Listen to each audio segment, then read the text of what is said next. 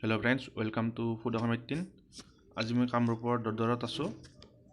গতিকে আপোনালোকক ইয়াতে এখন ভাল ৰেষ্টুৰেণ্টৰ ভিডিঅ' এটা দেখাম। মই বহুত ভাল ফাষ্টফুড বনায়, ময়ো খাব আহিছোঁ ইয়াতে। গতিকে ভিডিঅ'টো শেষলৈকে চাই থাকক, আৰু যদি মোৰ ভিডিঅ'বিলাক চাই ভাল লাগে চেনেলটো ছাবস্ক্ৰাইব কৰি দিব।